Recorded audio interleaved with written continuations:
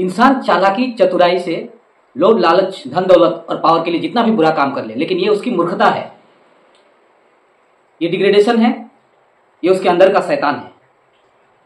खेल चालू है और खेल सिंपल है, डिवाइड एंड रूल। ब्रिटिशर्स ने इंडिया को 200 सालों तक शासन किया, डिवाइड एंड रूल, हिंदू और मुस्लिमों के बीच नफरत फैलाकर। खेल ईस्ट पाकिस्तान वेस्ट पाकिस्तान, खेल नॉर्दर्न अलायंस इन अफगानिस्तान, खेल सीरिया यमन लेबनान, खेल शिया सुन्नी इन इराक, पूरे मिडिल ईस्ट में डिवाइड एंड रूल। खेल अब फिलिस्तीन में गाजा और वेस्ट बैंक। ये बात टेरिटरीज रिलीजियन की नहीं है, ये बात है ग्रेट ह्यूमैनिटेरियन क्राइसिस की, ये बात है मानवता की। और जिस तरह से बच्चे बूढ़े औरतें मासूमों की जानबूझ के जान ली गई है, इसीलिए हमारा project my life for peace and humanity, जिसका सबसे पहला और नंबर 1 ऑब्जेक्टिव है यूनिटी। यूनिटी रहेगी तो कोई भी कैपिटलिस्ट, तानाशाह, नेता, कॉरपोरेट्स लोगों को गुमराह नहीं कर पाएंगे। ऐसी शक्तियां लोगों को कीड़े मकोड़े नहीं समझेंगे। तो इस प्रोजेक्ट के साथ जुड़िए, मानवता का साथ दीजिए, peace and humanity in the entire world, यही लक्ष्य है हमारा project my life for peace and humanity का। आप सभी का स्वागत है, मैं सुहेल अंसारी। शुरू करते हैं थॉमस हार्डी के poem the man he killed के 2 लाइन से। Had he an eye but met through an old ancient inn। कभी एक ऐसी स्थिति का बयां कर रहे हैं जिसमें वो एक युद्ध में है और दुश्मन को आमने सामने की स्थिति में उन्होंने मार गिराया है, और अब वो ये अनुभव कर रहे हैं कि कितनी भयानक चीज़ है ये युद्ध। उन्हीं के जैसा कोई एक आदमी, इंसान, उन्हीं की परिस्थितियों में वो भी युद्ध में आया होगा। दोनों आमने सामने थे, या तो इन्हें मरना था या तो उसे मरना था। इन्होंने उसे मार दिया है और अब ये सोच रहे हैं कि अगर वो किसी पुराने होटल या लॉज में मिलते तो दोनों एक साथ चाय या कॉफ़ी पी रहे होते और ज़रूरत पड़ने पर वो उसे कुछ पैसों से मदद भी करते। कभी ये सोच रहे हैं कि युद्ध ने उन्हें क्या से क्या बना दिया है।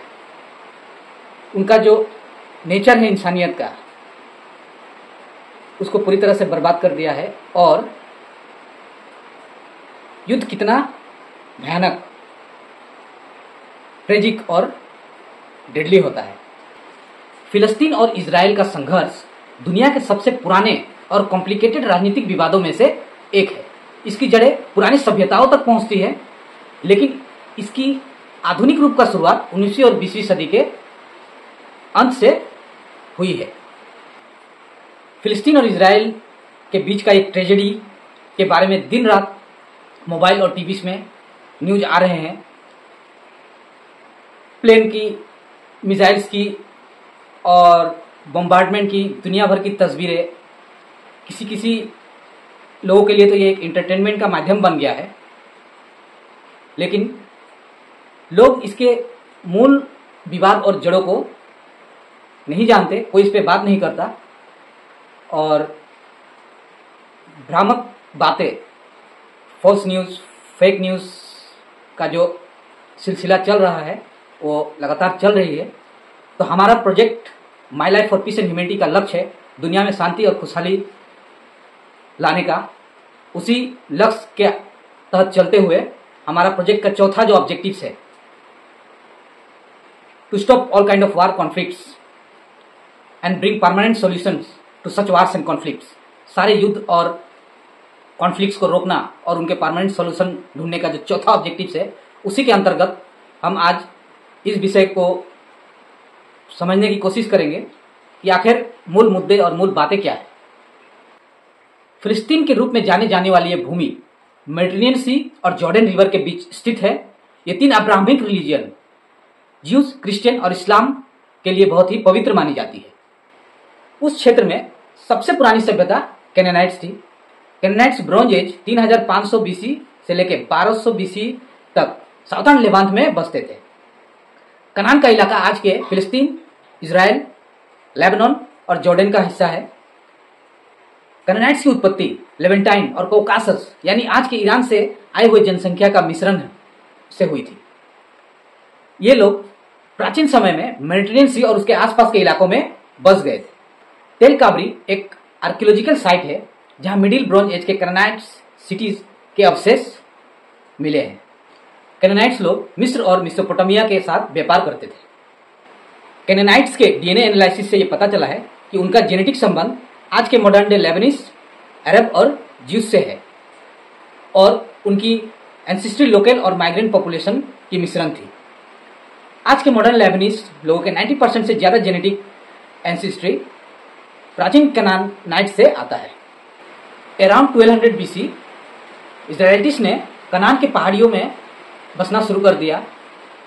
इजराइलिट्स ने कनान में अपना घर और बस्तियां बसानी शुरू की। धीरे धीरे वहां अपनी अलग पहचान बनाई। जेरूसलम यहूदी धर्म का केंद्र बन गया। इजराइल और जुदा प्रमुख राज्य थे। इजराइलाइटिस का साम्राज्य किंग सल्मनेजर 5 और उनके बाद सरगोन 2 के आक्रमण के बाद कमजोर हो गया था। एसीरियंस ने 722 बीसी में इजराइल के नॉर्दर्न किंगडम पर कब्जा कर लिया। 587 बीसी में नियो बेबीलियन एम्पायर ने जेरूसलम को नष्ट कर दिया। रोमन एम्पायर के समय इजराइल का प्रभाव कम हो गया था। 70 सीई में रोमन जनरल टाइटुस ने जेरूसलम को जीत लिया और सेकंड टेम्पल को नष्ट कर दिया। इसके बाद बाजेंटीन एम्पायर ने इजराइल का नियंत्रण अपने हाथ में लिया। बाजेंटीन एम्पायर के बाद फिलिस्तीन को 1634 सीई के आसपास मुस्लिम सेनाओं ने अरेबिया से आकर जीत लिया। इस्लामिक शासन के दौरान यह क्षेत्र सांस्कृतिक और आर्थिक रूप से विकसित हुआ। जेरूसलम में अलग सा मस्जिद और डोम ऑफ द रॉक जैसे महत्वपूर्ण इस्लामी स्थलों का निर्माण हुआ। ये वो समय था जब रशीदुल उमैयद और अब्बासिद खलीफत ने इस क्षेत्र का नियंत्रण अपने हाथ में रखा। 11th से 13th सेंचुरी के बीच क्रूसेडर्स ने कई हिस्सों पे कब्जा कर लिया और यहाँ क्रूसेडर स्टेट बनाया। इसी बीच 1187 में सलाउद्दीन अयूबी ने जेरूसलम को जीत लिया, लेकिन 1193 में उनकी मौत हो गई। 13th सेंचुरी में ममलूक ने क्रूसेडर्स को हराकर अपना शासन कायम किया। 16th सेंचुरी में ऑटोमन एम्पायर यानी उस्मानिया सल्तनत ने ममलुक्स को हराकर इस क्षेत्र में अपना नियंत्रण बनाया। ऑटोमन एम्पायर का शासन 20th सेंचुरी तक बना रहा। उस्मानिया सल्तनत ने सभी धर्मों को पालन करने का स्वतंत्रता दिया और उनका शासन 400 सालों तक चली। 1881 में बहुत सारे यहूदी माइग्रेट करने लगे फिलिस्तीन एरिया में। यहूदियों ने फिलिस्तीन एरिया में परमानेंट सेटलमेंट्स बनाना शुरू कर दिया। ये एरिया फिलिस्तीन था जो कि उस्मानिया सल्तनत का था, जहां सारे धर्मों के लोग पीसफुली रहते थे। बहुत सारे यहूदियों का माइग्रेट करने का कारण था जियोनिज्म का उदय। जायोनिज्म एक विचार था कि यहूदी लोगों का अपना एक अलग राज्य होना चाहिए। इसी आंदोलन के कारण 19वीं सदी के अंत और 20वीं सदी में फिलिस्तीन में यहूदियों का आना बहुत बढ़ गया। दुनिया भर के यहूदी फिलिस्तीन में आने लगे। जब वर्ल्ड वॉर 1 शुरू हुआ तो बरतानिया हुकूमत ने बड़े ही चतुराई से अरब्स और ज्यूस को उस्मानिया सल्तनत के खिलाफ यूज किया। ब्रिटिश ने शरीफ हुसैन बिन अली से वादा किया कि अगर वो उस्मानिया सल्तनत के खिलाफ विद्रोह करेंगे और उन्हें हरा देंगे तो उन्हें एक स्वतंत्र अरब राज्य की मंजूरी ब्रिटिश उन्हें देगा। यही मुख्य कारण बना अरब रिवोल्ट का। इधर ब्रिटिशर्स ज्यूस को भी प्रॉमिस कर देते हैं कि हम तुम्हें अपना राज्य बनाने में मदद करेंगे, लेकिन असल में वो फ्रेंच के साथ एक सीक्रेट डील कर लेते हैं और जैसे ही ऑटोमन एम्पायर हारा वर्ल्ड वॉर 1 के बाद, फ्रेंच और ब्रिटिशर्स ने मिडिल ईस्ट को आधा आधा डिवाइड कर लिया और फिलिस्तीन का हिस्सा, पूरा का पूरा हिस्सा ब्रिटिशर्स ने अपने कंट्रोल में कर लिया। 1918 से 1948 तक पूरी फिलिस्तीन एरिया पर ब्रिटिश का राज रहता है। खासकर 1930s के दशक में जब यूरोप में नाजीज का उदय हुआ, तब लार्ज स्केल माइग्रेशन यहूदियों का फिलिस्तीन में होने लगा। इससे यहूदी और फिलिस्तीनी अरबों के बीच में तनाव बढ़ने लगा। 22 जुलाई 1946 में इरगुन नाम के अंडरग्राउंड इजराइल के टेररिस्ट ग्रुप ने किंग डेविड होटल, जो कि ब्रिटिश एडमिनिस्ट्रेशन जहां से चलाती थी उस समय, जेरूसलम में, उसके लेफ्ट ब्लॉक को बम से उड़ा दिया। बहुत सारे ब्रिटिश ऑफिशियल्स इसमें मारे गए। कुछ दिनों बाद इसी गुट ने ब्रिटिश के 2 सोल्जर्स को भी पेड़ से लटका दिए थे। इन सब हालात और बाहर से यूनाइटेड स्टेट्स और अमेरिका से भी कुछ प्रेशर्स और कई स्थितियों की वजह से ब्रिटेन 1948 में फिलिस्तीन को छोड़कर जाने पे मजबूर हुआ और 1947 में यूनाइटेड स्टेट्स ने फिलिस्तीन को 2 भागों में बांटने का प्रस्ताव रखा, जिसमें एक ज्यूइश स्टेट और एक फिलिस्तीन जो अरब स्टेट होने वाला था। यहूदियों ने इस योजना को स्वीकार किया, लेकिन अरब इसे अस्वीकार करते रहे। 14 मई 1948 को इजराइल के राज्य की घोषणा हुई, जिसे तुरंत ही इजिप्ट, जॉर्डन, सीरिया और इराक ने आक्रमण कर दिया। युद्ध के अंत में 1949 तक इजराइल ने यूनाइटेड नेशन की योजना से ज्यादा भूमि अपने कब्जे में कर लिया। इस युद्ध के दौरान 7 लाख से ज्यादा फिलिस्तीनी अरब अपने घरों से निकाल दिए गए, जो आज भी समस्या का मुद्दा है। इसी डिस्प्लेसमेंट को फिलिस्तीनी नकबा कहते हैं, जिसका मतलब है कैटास्ट्रोफी। फिलिस्तीनियन शरणार्थी और उनके वंशज आज भी अपने घर वापस जाने के अधिकार मानते हैं, लेकिन इजराइल इस बात का विरोध करता है। जून 1967 में इजराइल ने इजिप्ट, जॉर्डन और सीरिया के विरुद्ध एक छोटा युद्ध छेड़ दिया, जिसमें इजराइल ने West Bank, east Jerusalem, Gaza strip, Sinai peninsula और गोलान हाइट्स पर कब्जा जमा लिया। इस युद्ध के बाद यूनाइटेड नेशन ने रेजोल्यूशन 242 जारी किया, जिसमें इजराइल से अधिकृत जमीन को छोड़ने और सभी पक्षों से एक दूसरे के अस्तित्व को स्वीकारने की मांग की गई। 1964 में फिलिस्तीनी लिबरेशन ऑर्गेनाइजेशन PLO बनी, जिसका नेतृत्व यासिर अराफात कर रहे थे। ओस्लो एकॉर्ड के तहत इजराइल और PLO ने 2 राज्य समाधान की तरफ कदम बढ़ाने पर सहमति प्रकट की, लेकिन अंतिम मुद्दे जैसे बॉर्डर, जेरूसलम और रिफ्यूजीज के समाधान नहीं हो पाया और दोनों तरफ के राइट विंग्स भी किसी भी तरह इसे होने नहीं देना चाहते थे। 207 में हमास के प्रभावित होने के बाद से गाजा को इजराइल ने घेराबंदी में रख दिया।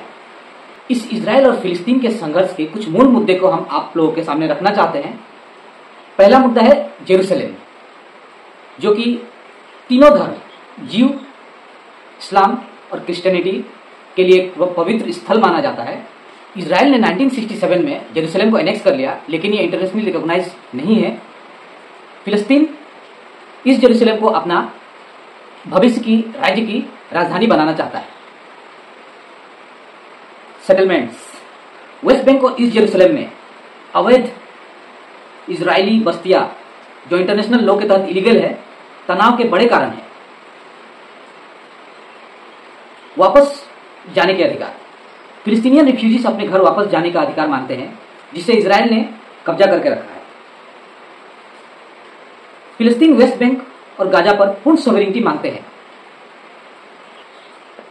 ये बहुत ही लंबा और एक उलझा हुआ विषय है, जिसे एक छोटे से वीडियो के माध्यम से पूरा नहीं बयां किया जा सकता, लेकिन फिर भी हमने कुछ मोटे मोटे पॉइंट्स को आगे रख के इस चीज को सिंप्लीफाई करने की कोशिश की है। पूरे जानकारी और पूरे डिटेल्स के लिए कई महीने लग जाएंगे, तो आप लोगों के सामने ये बातें रखी है हमने। आप लोग भी सुझाव दीजिएगा कि इस इजराइल और हमास के बीच का सॉल्यूशन क्या हो सकता है। और अगर आप मानवता, ह्यूमैनिटी और इन सब बातों पे विश्वास करते हैं तो इस वीडियो को लोगों तक फैलाइए, उन्हें जानकारियाँ दीजिए। युद्ध किसी भी तरह स्वीकार नहीं है। युद्ध तबाही और बर्बादी लेके आती है अपने साथ। और जिन इलाकों में युद्ध होते हैं वहाँ हमेशा हमेशा के लिए मातम और बर्बादी छा जाती है।